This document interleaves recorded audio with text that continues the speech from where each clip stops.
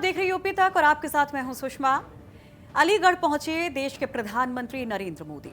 यहां पर वो राजा महेंद्र प्रताप सिंह यूनिवर्सिटी का शिलान्यास करते हैं, संबोधित करते हैं तो कई बातें कहते हैं कि राजा महेंद्र प्रताप सिंह के जीवन से युवाओं को सीख लेनी चाहिए। चौधरी चरण सिंह के जीवन का भी जिक्र करते हैं, उनके भी बारे में बहुत सारी बातें वो करते हैं और किसानों के लिए क्या काम किए गए उसका भी गुणगान करते हैं। तो ये जो दौरा रहा, ये जो बयान रहे, इसके क्या मायने निकाले जा रहे हैं, क्या इसका सियासी मतलब है, वो आपको समझाएंगे। लेकिन आज के संबोधन में, प्रधानमंत्री के संबोधन में क्या कुछ खास रहा, पहले वो सुनिए। आज देश के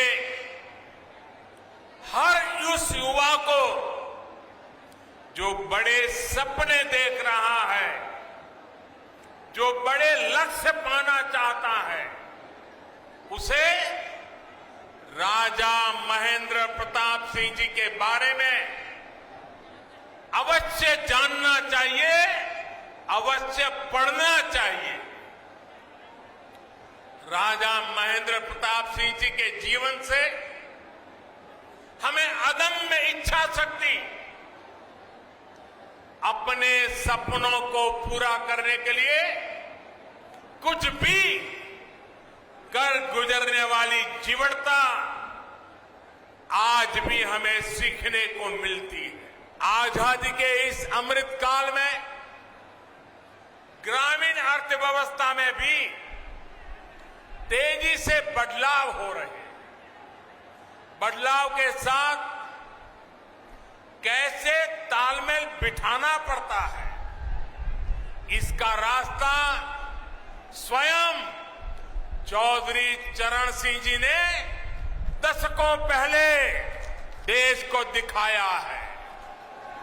जो रास्ता चौधरी साहब ने दिखाया, उनसे देश के खेती मजदूरों और छोटे किसानों को कितना लाभ हुआ, ये हम सभी जानते हैं। 25,000 करोड़ रुपए से ज्यादा सिर्फ यूपी के इन किसानों को मिले हैं। मुझे इस बात की खुशी है कि यूपी में बीते 4 सालों में एमएसपी पर खरीद के नए रिकॉर्ड बने हैं। गन्ने के भुगतान को लेकर के भी जो परेशानियां आती थी, उन्हें लगातार कम किया जा रहा है। बीते 4 साल में यूपी के गन्ना किसानों को 1,40,000 करोड़ रुपए से अधिक का भुगतान किया गया। तो सुना आपने, यहाँ पर बात होती है राजा महेंद्र सिंह की, जो कि जाटों के नेता माने जाते हैं, जाट जिनको बहुत मानते हैं। हाँ, दूसरी तरफ किसानों का जिक्र होता है। योगी सरकार की तरफ से, मोदी सरकार की तरफ से क्या कुछ सौगातें दी गई, वो बात कही जाती है। और तीसरी जो सबसे खास बात रहती है, चौधरी चरण सिंह। अब इसको ऐसे समझिए कि ये जो वेस्टर्न यूपी है, जिसे जाट लैंड भी कहते हैं, यहाँ पर 100 विधानसभा सीटें ऐसी हैं जहाँ पर सबसे ज्यादा प्रभावित करने वाले वोटर्स जाट हैं। तो ऐसे में कहा जा रहा है कि राजा महेंद्र प्रताप सिंह के जरिए जाटों को संदेश देने की कोशिश की गई है, क्योंकि जाट यहाँ पर नाराज बताए जा रहे हैं बीजेपी से, तो उनको मनाने की कोशिश की गई है। क्योंकि एक लंबे अरसे से मांग थी इस यूनिवर्सिटी की जाट समुदाय की तरफ से, जिसका वादा किया गया था प्रधानमंत्री के पहले मुख्यमंत्री की तरफ से। 2019 में जब उपचुनाव थे, तब मुख्यमंत्री ने इस यूनिवर्सिटी का ऐलान किया था। तो आपने देखा भी कि किस तरह से जाट जब साथ आते हैं बीजेपी के, तो एक बड़ी जीत देखने को मिली थी। दूसरा फैक्टर है कि ये वो वक्त है जब किसान आंदोलन चल रहा है। किसान राज्य सरकार से, केंद्र सरकार से, बीजेपी से नाराज बताए जाते हैं, फिर चाहे वो कृषि कानून बिल को लेकर हो या फिर गन्ने के मूल्य को लेकर हो।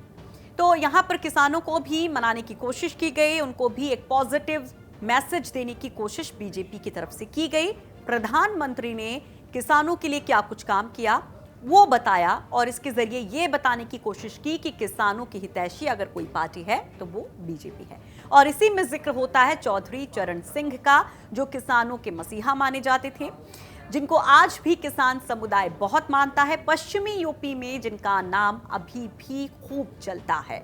तो उनके जरिए भी, उनके आदर्शों पर चलने की बात करके भी प्रधानमंत्री ने एक संदेश किसानों को दिया है। साथ ही साथ यहाँ पर एक कोशिश ये की गई है कि आरएलडी जो पंचायत चुनाव के बाद दम भरती दिखाई देती है। आपने देखा था कि पंचायत सदस्य चुनाव जब हुए थे पंचायत सदस्य के, तो उसमें बीजेपी कहीं पीछे रह गई थी। वेस्टर्न यूपी में ये कहा गया कि किसान आंदोलन की वजह से उसके पीछे जाने की एक बड़ी तस्वीर सामने आई थी। आरएलडी उसमें काफी जीवित होती नजर आई थी। तो वो भी एक मैसेज कन्वे करने की कोशिश की गई है कि भाई बीजेपी ही है किसानों की पार्टी और चौधरी चरण सिंह को मानने वाली पार्टी।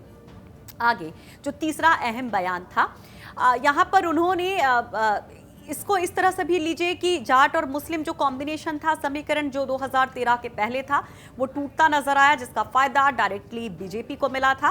और अब ये देखने को मिल रहा है कि ये जो आंदोलन चल रहा है उसको सपोर्ट कर रहे हैं मुस्लिम लोग भी। तो ऐसे में ये कॉम्बिनेशन, ये समीकरण कहीं बीजेपी के लिए कोई डैमेज की सिचुएशन ना हो, तो उसको भी साधने की पूरी कोशिश की गई अपने संबोधन में प्रधानमंत्री ने जो कुछ कहा उसके जरिए। कल्याण सिंह का भी जिक्र करते हैं क्योंकि अलीगढ़ कल्याण सिंह का ही क्षेत्र रहा और यहाँ पर उनको याद करते हुए प्रधानमंत्री बहुत सारी बातें उनके बारे में भी बताते हैं और इसको ओबीसी वोट बैंक से भी जोड़कर देखा जा रहा है। यानी ये कहा जा रहा है कि पूरी तरीके से पश्चिमी उत्तर प्रदेश को साधने के लिए बहुत सोची समझे तरीके से ये आयोजन किया गया और प्रधानमंत्री ने हर एक वर्ग को जो फैक्टर्स यहाँ पर भारी पड़ते हैं उनको साधने की कोशिश की है। और याद करिए कि कुछ वक्त पहले वो काशी भी गए थे जहां से वो खुद सांसद हैं।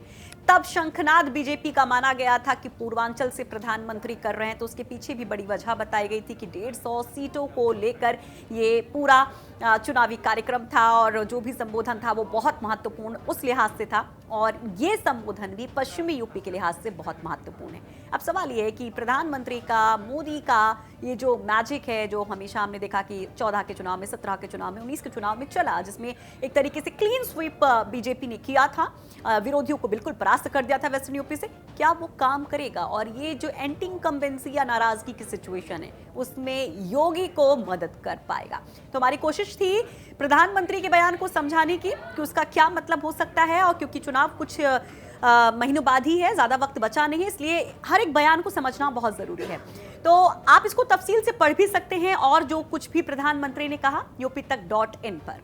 नमस्कार।